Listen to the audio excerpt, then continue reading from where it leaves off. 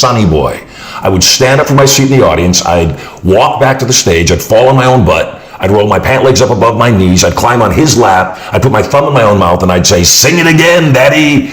And I remember going back to my seat in the audience, all my peers are there, all the other students are there, and I'm thinking to myself, there is no way in the world I'm going to do this, not going to do it. And he says the words "Sonny Boy," and I felt like a magnet was pulling me back to the stage. Walk back to the stage, I'm on my butt, rolling up my pant legs, going, I don't need to do this, I'm doing it anyway. Wow. And I get on his lap, I got my thumb in my mouth, "Sing it again, Daddy." And I left, and I went home that night, and I was thinking, was I actually hypnotized? Or was I just doing what he told me to do? Really? And I thought, what if he had told you to be confident, Marshall? What if he had told you to get off drugs? Because at the time I was smoked pot. Wow. And I said, what if he had told you to go out and be a multi-millionaire? And you did it just because he told you to do it, and because he told you you could, you knew that you would. And it profoundly impacted me. At 17 years old, I had done some research, and I hypnotized my first subject. It was a woman that I was in love with, except as a young man, I wasn't smart enough to stay out of the friend zone. So I was her best friend, and I counseled her whenever she broke up with her other boyfriends. And I hypnotized her. She was my very first subject. And after I hypnotized her, she wouldn't leave me alone. I mean, just was all over me, would not leave me alone. So I kind of got hooked on hypnosis there. But I hypnotized 2 more people with great success. And then the next 3 people I hypnotized didn't respond well. Okay. And so I didn't really understand it. I kind of thought I'd lost my mojo. Yeah. And then years later, I was attempting to figure out what I wanted for my life, not just for my job. I wanted to know what my life was going to be. And so from 21 till 23, I went through 8 jobs and 8 apartments in 2 years. It got to the point where my own family wouldn't help me move. Wow. And I had been doing some temporary DJ work with this other guy. We were getting paid $250 for 4 hours worth of work each. Okay. And one day, he's not showing up anymore. And I gave him a call. I said, "Dude, what are you doing?" He said, "I became a stage hypnotist." I said, "Really? How'd that happen?" He told me, "I went and studied with this guy." I said, "How's it working out?" He said, "Well, I don't work 4 hours for $250. I work 1 hour for $2,500. And I went, "That's for me." Yeah. And so I found the guy. I went to study with him, a 5-day course, 10 hours a day. Okay. And when I went to study with him, I sat with him, and in the first half a day, this is the best in the world. Okay. In the first half of the day, I said, I know this stuff already. If this is what it is, I was on the right path. Wow. And so I was up in LA. I left LA. I drove back down to San Diego where I lived. The next morning, cold called on this nightclub chain called Carlos Murphy's. Yes. And I cold called at Carlos Murphy's and went in the next morning and talked to their entertainment director. The moment I walked through the door, he said, "Oh my God, I've been looking all over for you. You're hypnotist Marshall Silver." Well, he hadn't been looking for me because I didn't have a hypnotic show yet. Okay. But he booked the show 4 nights a week. The show that I didn't have, he booked it 4 nights a week. Come on. I got back in my car, drove back up to LA to walk into the second half of the second day. The teacher's this guy named Gil Boyne, and I always called him Yoda because he looked just like Yoda. Okay. And he's cursing me out as I'm walking through the door. "You have no discipline. You don't follow through. You come in late. You left early. What do you have to say for yourself?" And I said, "Gil, I was so inspired yesterday. I left your class in the afternoon. I cold called this group in the morning. I just booked the show that I don't even have formed yet 4 nights a week." And without missing a beat, he says, "And he's the exact reason people succeed in this business." And it was great. And as they say, I've never looked back. It's just been an amazing ride. So you had this sort of flip switch in you where you took massive action, though. Yes, right? absolutely. That's been there. What is hypnotism? So we say this word, I think we're all listening. What happens when I'm being hypnotized, and why is that relevant to personal development, peak performance, thinking, etc.? It's not enough to learn a skill set. You've got to become someone new. So kind of like in the area of wealth, I tell people, it starts with you acknowledging that you are a multi-millionaire, even if the money has not yet been deposited in your bank account.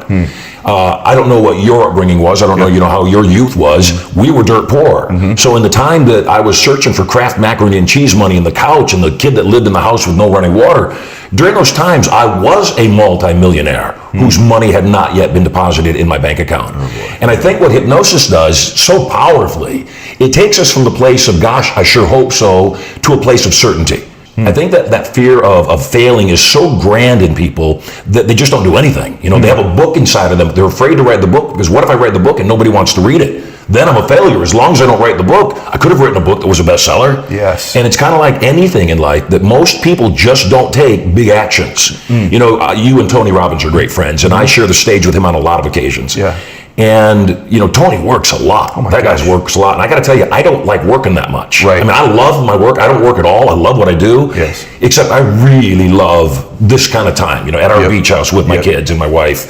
I really like that. Yep. And so years ago, I mentioned previously, I went into retirement. My babies were born at home in the bathtub via hypnosis. Yes. No drugs, no doctors, no pain. And when I caught Sterling in my hands in the bathtub and I cut his umbilical cord and made his perfect little belly button, I thought the moment I saw it in his eyes, I said, I'm retiring. I'm done. I've made a couple $100 million. I've lived this amazing life. I'm done. Right. And then Maximus was born, and I caught him in the tub and made his belly button. And I'm looking into his eyes and going, yeah, boys, just the two of us and mommy. We're going to travel all over the world. It's going to be great. And then my daughter Prosperity was born, and I caught her in my hands. In fact, we live streamed Prosperity's birth because we wanted women to see that they have an option. Wow. My wife was wearing a bikini top, and we were in the tub, so shooting above the tub. I was topless, though. You got to have ratings. You need ratings. So I caught Prosperity in my hands, and it was instantaneous. The moment I looked at my daughter, I don't know whether it was my upbringing. My mother raised her sons to be chivalrous, to take care of women. You hold the door open for women. You do whatever you need to do to make their lives better. And so for me, with my boys, I knew I was going to train them to take care of themselves. With my daughter, though, the moment I looked into her eyes, I said, little girls are really expensive. I should get back to work. I really do. That was the shift, go back to work. It was, and I didn't know what it was when she was born. I just knew I wasn't done yet. I think what it was I never wanted my daughter to be impressed by anything your son has. Oh, wow. I want my daughter to take care of herself. I want her to be able to do that. Anytime you talk about, on my show, anytime a male and female issues come up, it's always controversial. Somebody doesn't like something somebody says about men and women, but I think both as fathers, we know we love our sons. Yes. And every father listening to this will attest to this. This isn't a sexist thing at all. It's just different with your daughter. Yep. It's just different. There's this part of you, I think, that wants to, provide or protect for your daughter in a way that is just, it's unique and special. It's innate, and there's nothing wrong with that. No, and I want to address that too, because I'll tell people that story in my seminars, and I'll say, I don't care if you think I'm sexist. I really don't. I'm not. Right. I mean, that's your stuff. That's not mine. Right. Except, if it's sexist for a man to want to take care of the women in his life, maybe guilty. Right, guilty, right, because I assume that there's a whole bunch of women who love to take care of the men in their life. Absolutely, right? and vice versa. Yeah, that's the deal that Erica and I have. Right. Erica takes care of me, I take care of everything else. There you go, yeah. And it's not to say that a woman couldn't take care of herself or a man couldn't take care of themselves. That's the partnership. Right. That's the whole point. Yeah, I agree, 100% with you, totally agree with you. So there's so much here, and so what I want you to know, just to step back for a second, is Marshall teaches all different levels of influence, of certainty, and all the way up to a master's level, doctorate type level. In today's program, we're going to stay at sort of the elementary school level, but I want people to have a flavor of some of these things too, because I feel like I practice some of the things that you teach. And there's little things you did earlier. For those of you that are listening to this audio-wise, when he was referencing earlier, so the story when he met Erica, there were some gestures you made with your hands that were suggestions. Right. What can you tell everybody? I just want to take a term and you explain to them what it is. What's an embedded command? An embedded command, there's a number of different types of embedded commands. There's geographical embedded commands, which means an object will expand to fill the space that it enters. What do you mean by that? I'll give you an example. Yep. This is perfect. So I say to you something like, delicious, refreshing, satisfying.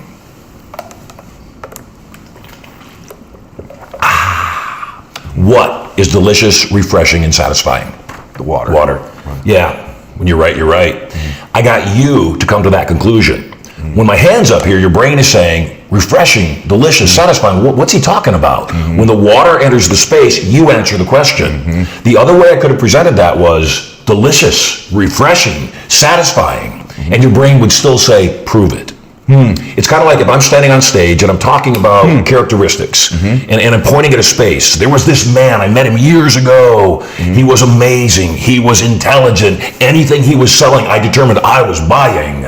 And then I step into that space, I take on those attributes. Whereas if I said that about myself, people would resist it. If I say it about this imaginary guy and then step into his space, I take on those attributes. So that's a geographical embedded command. A direct embedded command would be something like me saying to my kids, of course you can't now eat your peas. You're not old enough. That's a direct command to now eat your peas. Yeah. So, this is the stuff that when you watch people that are professionals at these things, it's seamless and you don't notice them. But the great influencers that I know have some level of understanding all the way up to that doctorate level of how to communicate effectively, how to transfer certainty to people.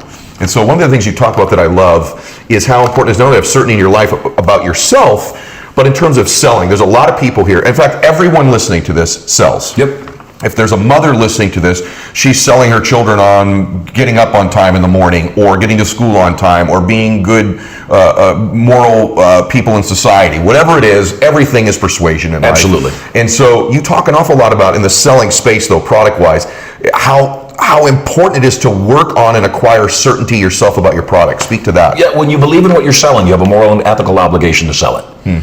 And I am a salesperson. It is what I do. I sell people on knowing, being certain in their lives.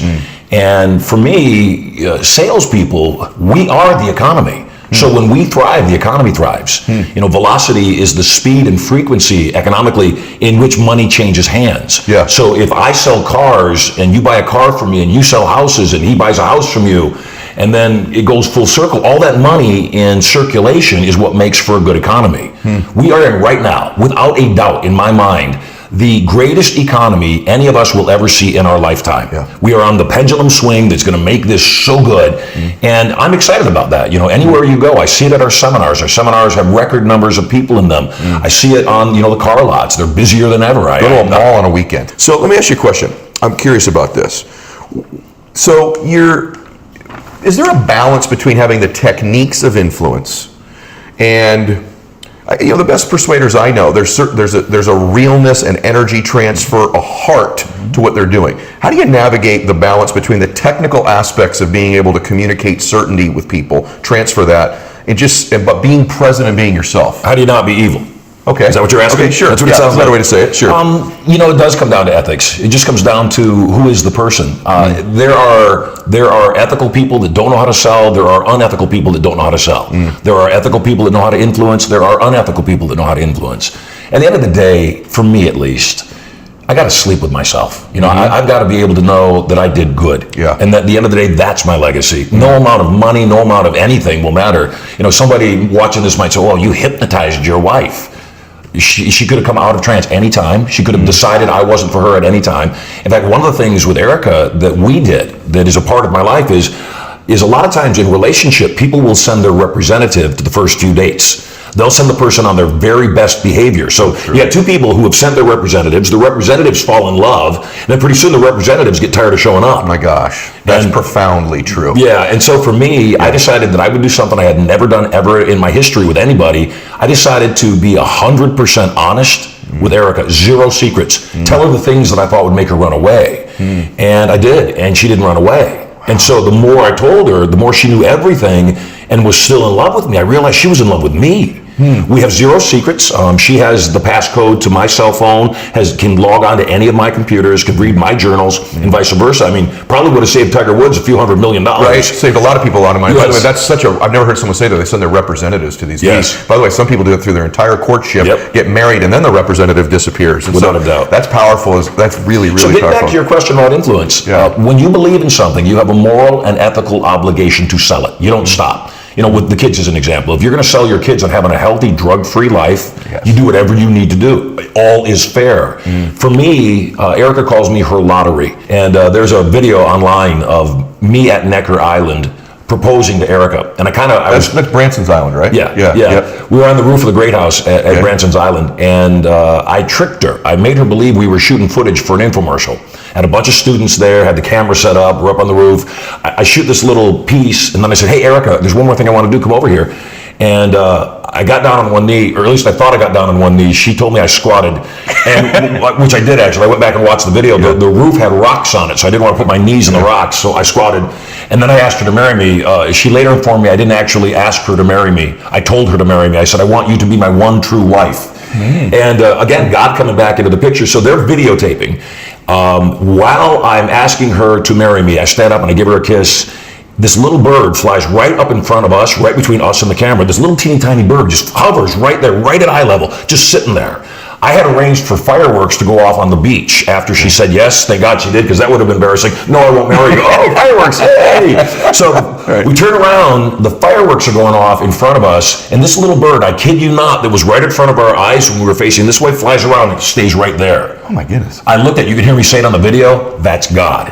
He's blessing us right now. That's who that is right there. Oh my goodness. It was magic. I like this side of you. I've not seen you talk. You said God several times in this interview, so I love that. Because I think sometimes people think that people that are very technically savvy sometimes don't rely on things bigger than themselves. So I think it's wonderful that you share that. Well, and I'll tell you the reason I do. In all things, I ask myself the question, what would be the best belief for me to have? What would be the smartest thing for me to know to be certain? Okay. If I'm going to enter a business, I shouldn't enter a business unless I was certain that business is going to succeed. If I'm going to get married, like I did to my one true wife, I should be certain of that, and there should be zero doubt in my mind, what if this doesn't work out? Because if you had that, why bother doing it? Yes. So for me, as far as my faith in God, believing in God, there's no downside. There is a downside in not believing in God, should there be one. Right. There's no downside. I love that. And there's 4 basic steps to total enlightenment. Okay. And I call enlightenment living in joy, living in truth, living from a place of love rather than a place of fear. 4 steps. Step number 1 is forgive everybody and everything, especially yourself. And not forget, because we don't forget. Forgive and choose to remember no more. Wow. Second step is that surrender. That, surrender to what's going on. There's a reason whatever is going on. Surrender and find your life perfect. Because finding it less than perfect is a waste of time. It just is what it is. And I know that's very Zen, but it is what it is. Very true. Step 3 is, and this is the big one, utilize the things and circumstances of your life versus just tolerating them. You go to the airport, your flight's delayed 2 hours, you go, oh my God, I'm going to be late, this is horrible. No, your flight's delayed for a lot of reasons. Maybe a flock of birds was about to fly right in front of your plane and crash it. Maybe, and this is what I always do, anytime there's a delay, I look around and go, who am I supposed to meet? Love it. Who am I supposed to talk to? What's great about this? Love it. And every area of our life is like that. Yes. Again, I tell people Erica is my one true wife. Some troll was online and they were trolling me, oh, that idiot's been married 3 times. And I'm thinking, been divorced twice. I'm thinking, how many times are you supposed to divorce? What's the right number of times to be married? Right. Till you get it right. Right. Till you do it right. Right. And I am so glad that I was married, especially the second wife that was so bad, because I would never know the gift that Erica is. Wow, that's I am glad that I was born poor. I made millions of dollars, was foolish, lost it all, made millions of dollars again, married the wrong person, lost it all. Made millions of dollars again, met Erica. The economy took a big dip down, over the last 10 years, and got to a point where my wife said, I don't care, I love you. And I look back on that and I realized for me what that was, my wife met me when I was rolling, when I had a lot of money. And we had 2 kids, and then it wasn't quite so easy. And it was really hard for a little while there because I had so much real estate holdings that were leveraged. And for her to tell me, I don't need this, honey, I love you. Yeah. That was another gift from God. Absolutely. Thank you. A confirmation. Oh, 100%. Yeah. And so, again, the third step is utilize versus tolerate. The 4th step to total enlightenment, when you start doing that, you'll have so much abundance, there'll only be one thing left to do, and it's what you're doing in this show. It's what you live your life doing. Yeah. Serve others. Serve others. Yeah. That is so good, brother. That's the part, again, almost every program, somebody says something, I go, you need to rewind this and go back. And right there, of all of the gifts we've been offering you today, that is absolutely a gem. The other part of it, too, that I love, is strategically, too, is go attack one fire. Go get that one fire. I actually think that's true even in a good time. And others, I think people underestimate how amazing their capacity is to master any area of life that they become obsessed with. Yep. Don't you think so? I mean, somebody asked me, we just did a seminar over the weekend called Turning Point up in by San Francisco. And somebody said, how do you overcome procrastination? And I joked, I said, I just put it off. And they said, no, really, how do you do that? And what I said was, do something. Yes. Just something on that task that you're procrastinating, do something. Yes. You're procrastinating your book. Write down a paragraph. Yes. If you can't get a paragraph out, get out a sentence. If you can't get a sentence out, write a word. So do true. something. It's so true. I got to tell you, the more I've studied the people on my show, and even lately, I've been in this state where I've been sort of observing myself a little more than I normally have. My thoughts and my actions. And I got to tell you, one of the main separators I see is what you just said. It's like the people that I know that win have this capacity, this habit of just moving and taking action. I mean, it sounds so simple, but they just take some actions. Even if it's one that doesn't work out, it's some sort of progress. Some is better than none. Yeah, I love that. My introductory talk is called Take Action Now. And I'm going to give you a little more influence, a little more insight. What I do is when I come out on a stage, I might have shared the stage with Tony Robbins or you or any number of people. I'm there to sell things. That's what I do. I sell things. Yes. It's good for me. It's good for you. It's good for the entire economy. Everybody wins when people sell things. And when I come out on stage, the first thing I tell everybody in the audience is I say, take a clean sheet of paper. Take a clean sheet of paper. And the reason I want a clean sheet of paper is I don't know what was on their paper from the previous speaker. The previous speaker could have wrapped up and said, hey, write this down, don't do crap, don't do crap. So now the whole time I'm on stage, they're looking at do crap, do crap, do crap. I don't want that. I need a clean slate. And so what I have them do, take a clean sheet of paper and in big, bold block letters, write down the title of our talk. It's called Take Action Now. Why? Hypnotically, I want the words take action now staring them in their face the entire time I'm on that stage. And then I ask them, how many of you watching this right now even are older than you thought you would be at this point of your life? Because it's a blink. Yes. You know that, it's a blink. Sure, you know, is. your kids are teenagers now. Yeah. I never realized how fast time went by until I had kids. No question about it, yeah. That is one of the more profound things that I've heard, by the way. So you have them rip that page out, and then there's a blank sheet. So what does that look like, though? I know we don't have too much more time yet, but I want to make sure that we're serving people. One of the things you do better than anyone I've ever observed, because I notice it because I'm decent at it, is you frame well. And I just want to teach this technique, the elementary school version of it for people, but about framing, pre-framing, post-framing. I think tearing the sheet out and putting a blank sheet, that is a frame. You frame points well. People that I think, everyone listening to this, they'll give you the elementary version from me.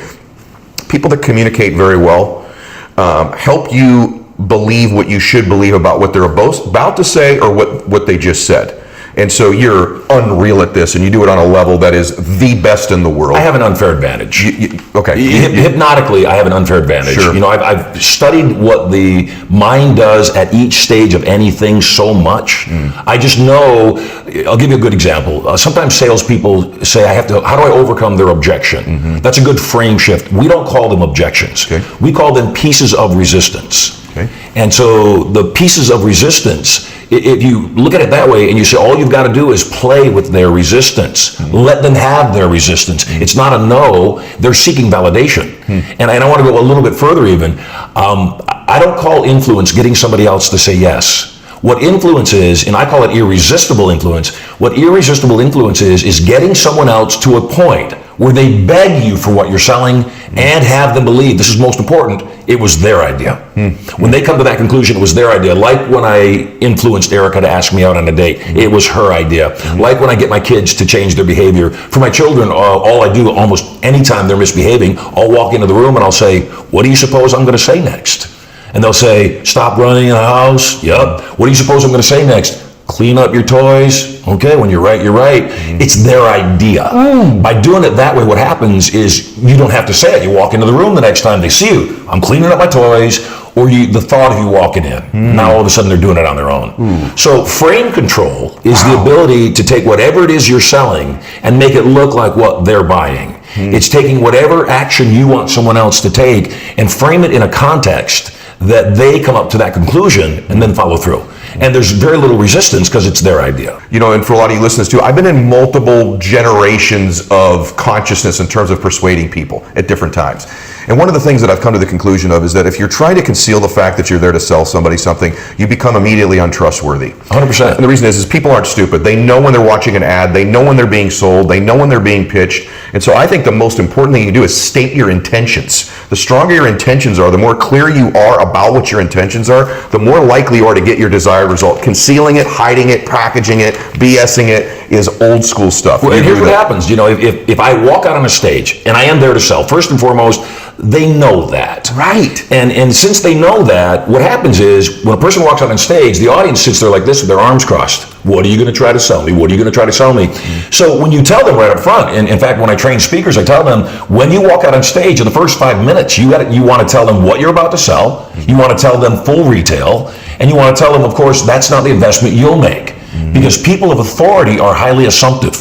We don't ask, we tell. That's right. You know, kind of like forgive me, Erica, when I told my wife, I want you to be my one true wife. Yes. That's kind of a question, yet it's not. Yes. And so when we know what we're selling is good, we sell it. Yep. The moment, though, you tell the audience, the moment they realize he's not going to be covert, they relax. You're absolutely. They just relax. They say, okay, show me the offer. So true. I call it tell asking, but I like how you call it. the best influencers that I know tell people things. Yes. People that are constantly just asking people things, this old school ideology. I'm not saying you shouldn't ask questions, you should, to elicit information. But I'm telling you, right now, if you're a question asker, you appear more and more uncertain every single time you ask a question and don't tell people things. You're giving away authority. You're giving away authority. You know, when you first encounter somebody, what I call the persuasion equation, maybe you're doing a presentation and you want to sell something, the first thing you need to do is put the audience into a yes state and also get them used to following your directive. Because ultimately that's what's going to happen is you're going to give them a directive. Yeah. And so when I walk out on the stage, the first thing I say is, who here wants more money? Put your hand into the air and say, oh yeah. There's so much power in just that phrase. Number one, who doesn't want more money? Yep. And by me telling them, put your hand up, say, oh yeah, they just followed two directives, putting their hand up and also saying, oh yeah. So I'm involving them kinesthetically and also audibly. And then I'll ask another question. Who wants better relationship? Who wants more passion in their personal relationship? Put your hand up, say, oh yeah. Some of the people are in relationships, some aren't. So when they do that, I say, hey, if you're here with somebody that you're with, they put their hand up, you did not, you should be paying attention. So then I say, who here is single and wants to create an awesome, passionate relationship? Put your hand up, say, oh yeah. And then I tell them to freeze, another directive. Keep your hand up for a second. Look around the room, see if there's anything you might be interested in. So when you can start breaking it down and realizing that small commitments do indeed lead to large commitments, and you can keep that directive going. Yes. And that's straight out of my hypnotic show. Okay. You know, in a hypnotic show, we bring the audience members up. Yes. A lot of hypnotists have a hard time getting people on stage because nobody wants to get on stage and act goofy. Yes. At least not many people do. Yes. When I bring people up, though, I use a different frame, just like what you were talking about. I say, in a moment, I'm going to invite you to stand up, come forward, and fill up these chairs behind me. Once the chairs are filled, all additional subjects will line up directly behind the chairs. Number one, I'm already creating the frame that a lot of people are going to come forward. The next thing I say, though, is what closes it. I say, the folks that join me on stage are the same people that are going to make the most money over the next 12 months in their business or opportunity. And the reason I link those two together is I say the same courage it takes to get up here and do something you've never done before is the same courage it's going to take for you to get what you've never gotten before. Oh my gosh, this is freaking brilliant. So, okay, I want to ask you something because I know people are thinking about this, and then I'm going to ask you one last question. I hate for the stand. I'm having so much fun. By the way, I want to thank you because this is such valuable information. It gives you insight that if you're getting this here, imagine what you would get later if you participate long term with them. So thank you for being so generous with the information and not holding back, because you've like you, I love people. I know you do, and you're this giving spirit about you. And I love the fact that I've learned these other things, but I knew how brilliant you were, and and all these people want us to get together. But the sense of family and your faith woven into your dynamic really connects it for me. But I know people are listening to this, and I just want to help them just one little step further. They're saying, "My gosh, this is brilliant stuff," but I don't speak in front of large groups. Most of my influence is going to be one-on-one.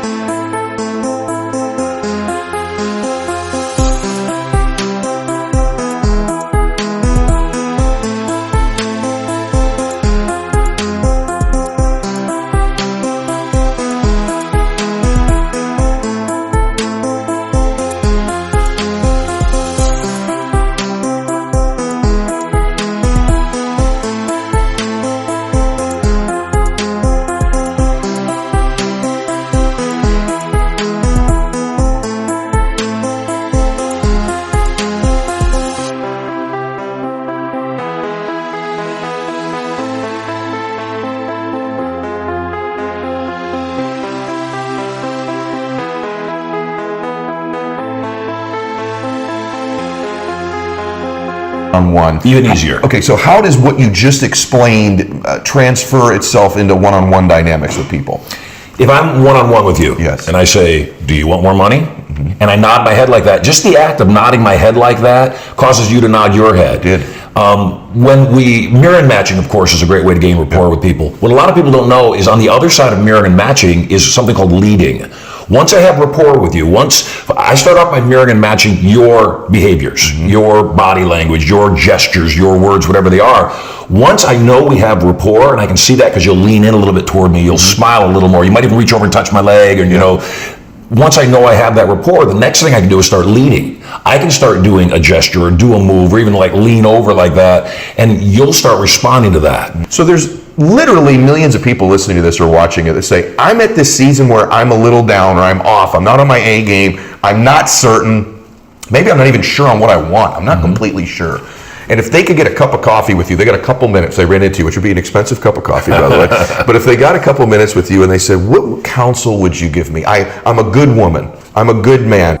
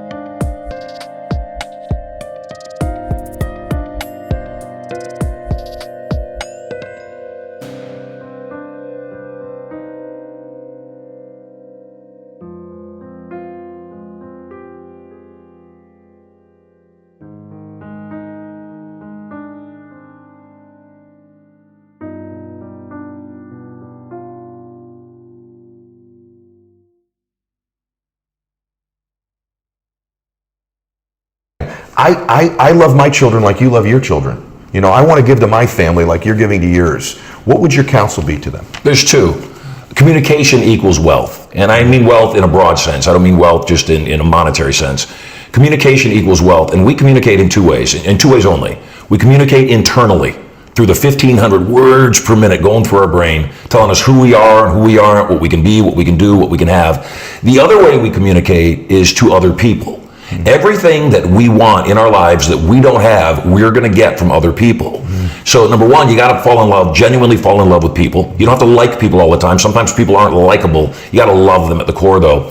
And then you must learn the skills of irresistible influence. You've got to learn how to communicate to other people in such a way they would be inspired to want to give you what you want or carry you on their shoulders to wherever you're going.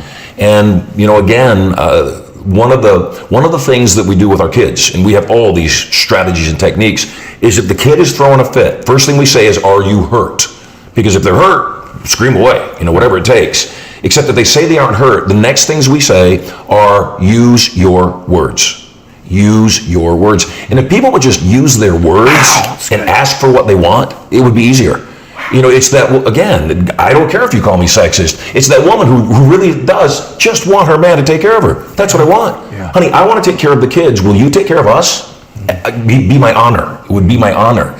It's the woman that doesn't want to be taken care of. That says, no, I don't want that. I'd like to have this. Or it's the guy that has given up on wanting what he really wants because he's afraid he'll never get it, and that hurts. And so they settle into a mediocre life, just barely getting by and paying their bills. And so for that person, I say, savor the wanting as much as the having.